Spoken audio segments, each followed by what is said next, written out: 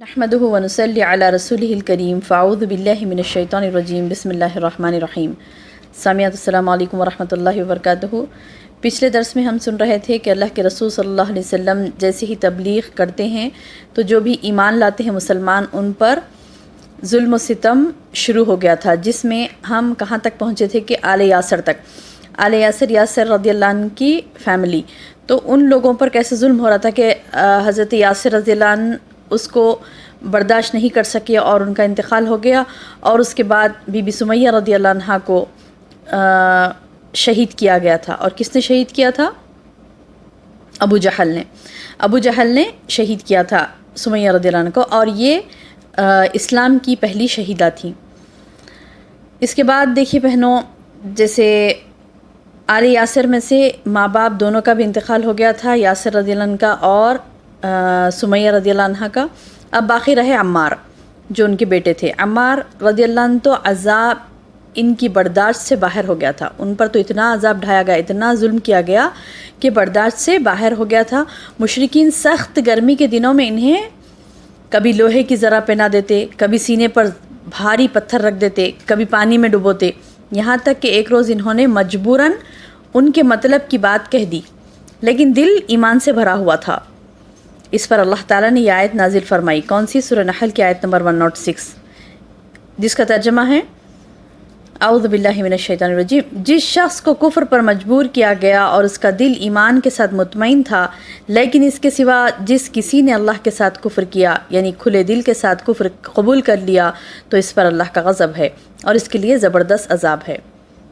یعنی آیت میں کیا کہا گیا؟ یہ حضرت عمار رضی اللہ عنہ کے بارے میں نازل ہوئی۔ وہ سخت پریشان ہوئے، زبان سے تو انہوں نے اقرار کر لیا تھا نبی کے انکار کا، لیکن ان کا دل ایمان سے بھرا ہوا تھا، اور زبان سے انہوں نے کیوں کہا تھا؟ کیونکہ عذاب ان کے برداشت سے باہر ہو گیا تھا۔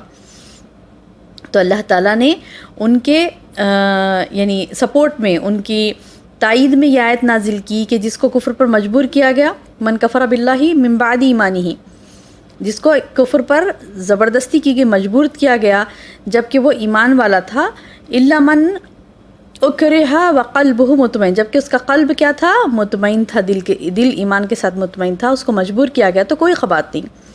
یعنی اللہ نے اس چیز سے یعنی ان کو بری قرار دیا کہ اس کا کوئی عذاب ان پر نہیں ہوگا۔ ہاں اگر کوئی، اس آیت میں کیا ہے کہ ہاں اگر کوئی کھلے دل کے ساتھ کفر کو قبول کرتا ہے تو اس پر اللہ کا غضب اور عتاب ہوگا۔ تو بہرحال حضرت عمار رضی اللہ عنہ پر بھی بہت زیادہ مصیبتیں ڈھائی گئی، اور اللہ کی راہ میں اور جو مصیبتیں اٹھانے والوں میں سے سر فہرست ناموں میں سے ایک نام یہ بھی آتا ہے حضرت مصعب بن عمیر۔ حضرت مصعب بن عمیر وہ بہت ہی امیر خاندان کے تھے، بڑی ناز و نعمت میں پلے بڑے تھے، لیکن جیسے اسلام لائے تو ان کی ماں نے کیا کیا؟ ان کا کھانا پینا بند کر دیا اور بہت ان کو اذیتیں دینے لگے، اور ان کو باندھ دیا گیا اور گھر میں یعنی ان کو کھانا نہیں دیا گیا اور باندھ دیا گیا، کئی دن تک وہ نڈھال پڑ گئے اور بہت ہی کمزور ہو گئے۔ اس کے بعد انہیں کیا کیا گیا؟ پھر گھر سے بھی دھکے مار کر نکال دیا گیا۔ اللہ اکبر! کس کو؟ مصعب بن عمیر کو۔ اور ایک صحابی حضرت صہیب بن سنان رومی رضی اللہ عنہ، یہ صہیب کا معاملہ بھی کیا تھا؟ عامر بن فہیرہ کی طرح، جیسے ہم نے پہلے عامر بن فہیرہ کے بارے میں پڑھا تھا نا کہ ان کو اس قدر تکلیف دی گئی تھی کہ وہ اپنی عقل کھو بیٹھے تھے، یعنی انہیں پتہ ہی نہیں چلتا تھا کہ وہ کیا کہہ رہے ہیں، ویسے ہی صہیب کے ساتھ بھی کیا گیا۔ بہرحال اس آگ کی لپٹ میں، یعنی اس تکلیفوں کی، اذیتوں کی لپٹ میں تقریباً مسلمان آ چکے تھے۔ حضرت عثمان بن عفان کو بھی ستایا گیا، حضرت طلحہ بن عبید اللہ کو بھی ستایا گیا۔ بہرحال جب کبھی بھی، یعنی ابو جہل کا تو خاص یہ حال تھا کہ جب کبھی بھی کسی بااثر اور بچاؤ کی طاقت رکھنے والے آدمی کی اسلام لانے کی وہ خبر سنتا تو کیا کرتا؟ اسے ڈانٹ ڈپٹ کرتا، یعنی وہ بااثر ہے نا، وہ بچاؤ کی طاقت رکھتا ہے تو پھر اس کو صرف ڈانٹ ڈپٹ کرتا، یعنی مار نہیں سکتا تھا وہ اور دوسرے مشرکین، تو وہ ڈانٹ ڈپٹ، ابو جہل تو خاص جا کر اس کو ڈانٹ ڈپٹ کرتا اور دھمکیاں دیتا تھا کہ مال و عزت کو تیرے سخت نقصان پہنچاؤں گا۔ کیا کہتا تھا جا کر؟ تیری مال اور تیرے عزت کو میں بہت بھاری نقصان پہنچاؤں گا۔ اور اگر کوئی کمزور آدمی اسلام قبول کرتا تو کیا کرتا؟ وہ خود بھی مارتا تھا ابو جہل اور دوسروں کو بھی شے دیتا تھا۔ بہرحال جب کسی بھی کسی بھی شخص کے مسلمان ہونے کا پتہ چلتا مشرکین کو تو اس کے وہ پیچھے پڑ جاتے تھے اور جہاں تک بس چلتا ستاتے اور تکلیفیں دیتے تھے۔ یہ تو زیادتیاں یہ تو تھیں کمزور اور عام مسلمانوں کے ساتھ، لیکن معزز جو مسلمان یعنی وہاں پر جو صاحب عزت جو بڑے خاندانوں کے تھے، جس کے یعنی قبیلے بہت بڑے بڑے تھے، طاقتور قبیلے تھے اور وہ نامور لوگ تھے، تو ایسے لوگوں میں سے جب کوئی مسلمان ہوتے تو مشرکین ان پر ہاتھ نہیں اٹھا سکتے تھے، لیکن معاملہ کیا تھا؟ ہاتھ تو نہیں اٹھا سکتے تھے، لیکن معاملہ کیا تھا کہ ایسے مسلمانوں کو کیا کرتے کہ ان کے ہم پلہ لوگ کیا کرتے تھے، کسی نہ کسی طریقے سے ان کو تکلیفیں پہنچانے کی کوشش کرتے تھے۔ اتنا ظلم و ستم، مار پیٹ اور بیجا سلوک تو نہیں کر سکتے تھے، لیکن کہیں نہ کہیں کسی نہ کسی طرح سے ان کو ایذا پہنچانے کی کوشش کرتے۔ لیکن اللہ کے رسول صلی اللہ علیہ وسلم کا کیا معاملہ تھا اس وقت؟ ہم سیرت پڑھ رہے ہیں تو سیرت میں یہ صحابہ کے واقعات کیوں بیان کیے؟ کیونکہ ایسے حالات تھے اس وقت مکہ کے، لیکن اللہ کے رسول صلی اللہ علیہ وسلم کے ساتھ مشرکین کا رویہ کیسا تھا کہ جہاں تک آپ صلی اللہ علیہ وسلم کا تعلق تھا تو یہ تو اللہ تعالیٰ نے تو پہلے سے آپ کے اندر ایک رعب، شرف، وقار ایسا رکھا تھا کہ لوگ ہمت نہیں کرتے تھے آپ کے ساتھ دست درازی کرنے کی۔ پھر اس کے علاوہ ایک تو اللہ تعالیٰ نے خود ان کے اندر، اللہ کے رسول صلی اللہ علیہ وسلم کے اندر رعب، شرف، وقار رکھا تھا۔ پھر دوسرے اس کے علاوہ آپ کو ابو طالب رضی اللہ عنہ کی حمایت تھی، ان کی حمایت اور حفاظت بھی حاصل تھی۔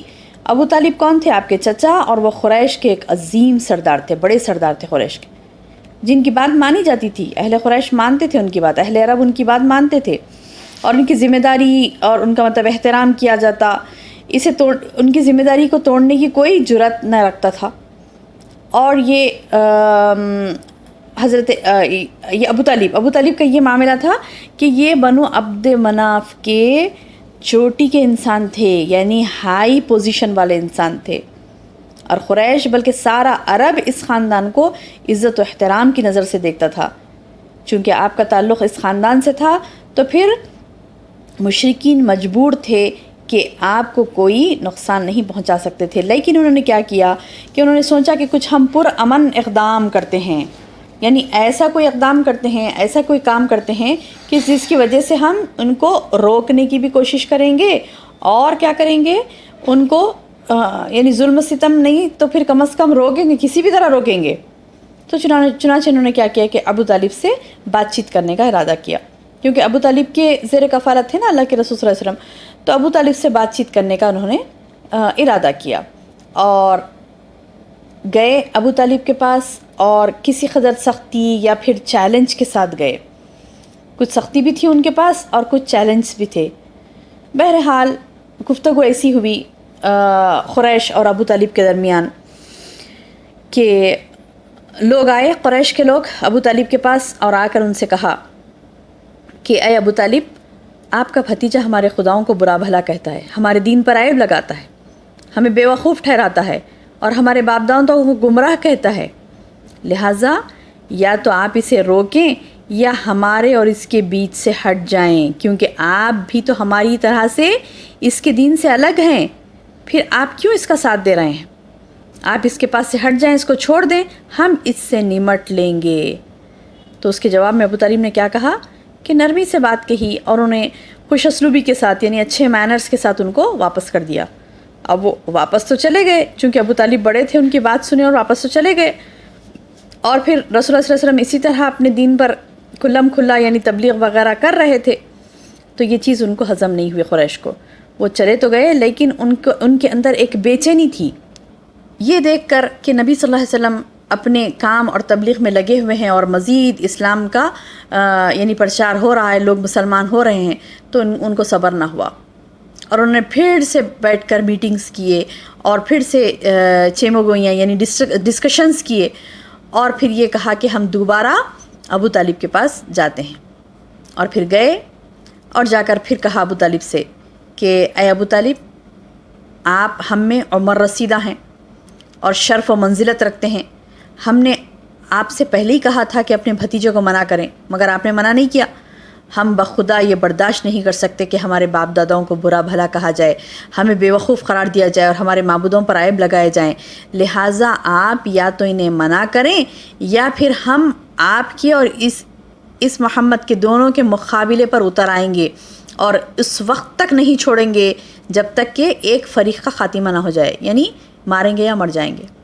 اس طریقے کی بات کی انہوں نے آ کر ابو طالب سے، یعنی اس میں تو دھمکی تھی نا، یعنی پہلے تو سمجھائے تھے، منائے تھے، یعنی بات ٹھنڈی ہو گئی تھی، چلے گئے تھے، لیکن یہاں پر اب جو آئے دوبارہ تو دوبارہ ایک سخت فیصلے کے ساتھ وہ لوگ آئے اور ابو طالب سے کیا کیا کہ ایسی گفت و شنید کی کہ اب لاسٹ فیصلہ، یا تو آپ ان کو ہمارے حوالے کر دو محمد کو اور ان کی دعوت دین کو روکو، یا پھر ہمارا اور آپ کا مقابلہ۔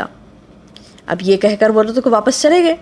ابو طالب کو یہ دھمکی اور چیلنج بڑا بھاری محسوس ہوا، بہت ان کو ایک بھاری چیز لگی، تو انہوں نے کیا کیا کہ محمد صلی اللہ علیہ وسلم کو بلا کر ان سے بات چیت کی۔ کیا کہا ابو طالب نے محمد صلی اللہ علیہ وسلم سے کہ محمد سنو، اب مجھ پر اور اپنے آپ پر تم رحم کرو، میری طاقت سے زیادہ بوجھ مجھ پر مت ڈالو۔ جیسے ہی یہ الفاظ محمد صلی اللہ علیہ وسلم نے سنے تو آپ کو یہ نظر آیا کہ اب میرے چچا کمزور پڑ رہے ہیں اور میری حمایت نہیں کر رہے ہیں۔ تو اللہ کے رسول صلی اللہ علیہ وسلم نے کہا، چچا جان واللہ اگر یہ لوگ میرے داہنے ہاتھ میں سورج اور بائیں ہاتھ میں چاند رکھ دیں گے تو بھی میں اس کام کو نہیں چھوڑوں گا، نہیں چھوڑ سکتا میں اس کام کو، یہاں تک کہ یا تو اللہ اس دین کو غالب کر دے یا میں اسی راہ میں ہلاک ہو جاؤں۔ اللہ اکبر۔ دراصل انہوں نے یہ بات کیوں کہی تھی بہنوں، کیونکہ یعنی اللہ کے رسول صلی اللہ علیہ وسلم نے یہ بات کیوں کہی تھی کہ وہ لوگ اگر داہنے ہاتھ میں سورج اور بائیں ہاتھ میں چاند رکھ دیں؟ بعض روایات میں آتا ہے کہ ان لوگوں نے یہ کہا تھا، یعنی قریش جب آئے تھے ابو طالب کے پاس تو بعض روایت میں آتا ہے کہ انہوں نے یہ کہا تھا کہ اگر تمہارا بھتیجا چاہتا ہے کہ وہ مال و دولت اسے دیا جائے تو ہم بہت بڑا دولت مند اسے کر دیں گے، یعنی سارے عرب کا اسے دولت مند انسان کر دیں گے، سارے عرب میں سب میں زیادہ دولت مند۔ یا پھر وہ کسی عورت سے نکاح کرنا چاہتا ہے تو ہم سب میں خوبصورت عورتیں جو ہے مکے کی اس کو بیاہ دیں گے۔ پھر انہوں نے کہا کہ اگر وہ سرداری چاہتا ہے تو ہم اسے سرداری عطا کریں گے۔ تو نعوذ باللہ، اللہ کے رسول صلی اللہ علیہ وسلم کو یہ سب مطلوب نہیں تھا۔ آپ صلی اللہ علیہ وسلم نے صاف انکار کر دیا۔ جب ابو طالب نے ان کی گفتگو تمام جو باتیں ہوئی وہ محمد صلی اللہ علیہ وسلم کے سامنے بیان کی تو آپ صلی اللہ علیہ وسلم نے کیا کہا کہ اے چچا واللہ اگر یہ لوگ یہ دنیا وغیرہ نہیں بلکہ ایک ہاتھ میں سورج ایک ہاتھ میں چاند بھی رکھ دیں گے تو بھی میں اس کام کو نہیں چھوڑ سکتا، یہاں تک کہ یا تو یہ دین غالب ہو جائے یا میں اس راہ میں مر جاؤں۔ اللہ اکبر۔ اس کے بعد آپ صلی اللہ علیہ وسلم کے آنسو نکل آئے اور آپ رو پڑے۔